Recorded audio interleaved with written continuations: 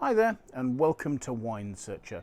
Today, to celebrate the fact that the 1st of August is Albarino Day, or the Fiesta del Albarino, I'm trying Granbazan's Alvaro de Bazan, Don Alvaro de Bazan, Rias Baixas. So that's an Albarino from Galicia on the Atlantic coast of Spain.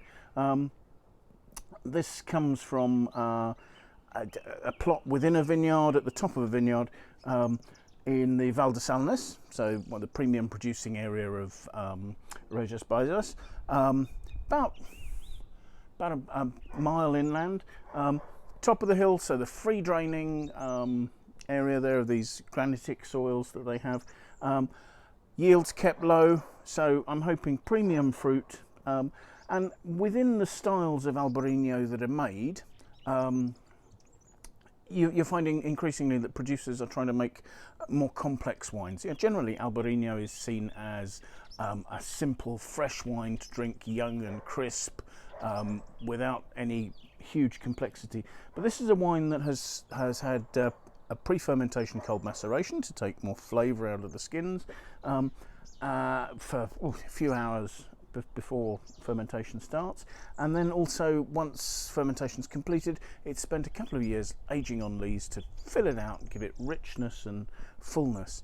I was a little surprised actually when I came to open this, having bought it, that this is a 2010 vintage. So actually this will be a bit of a test to see how well these higher quality styles of Albarino age. So let's have a look at it. I mean, the first thing that struck me was that this is quite a deep colour. It's almost got it's a deep yellow. It's almost got a coppery note to it.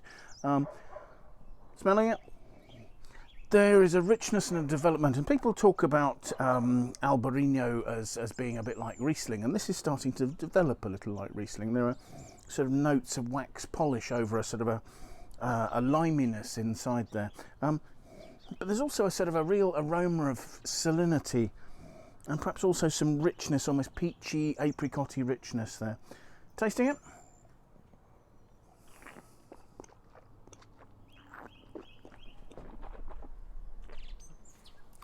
The wine has a real roundness. I mean, you can taste the fact that it has an amount of phenolics from the skin contact, so a slight tannic note there, but it's beautifully rounded and in. So that's the lees aging, rounding it out, and also the age enabling it all to harmonise together. Wonderfully, there's a sort of an overtone of almost slightly gingery spice over, rich, juicy peach nectarine notes, and then underlying liminess. There's really good acidity, real sort of mouth-watering freshness that cuts through beautifully. Alcohol on this, it says it's 13.5%. It feels quite warm and rounded, but doesn't feel over the top. It matches the fruit.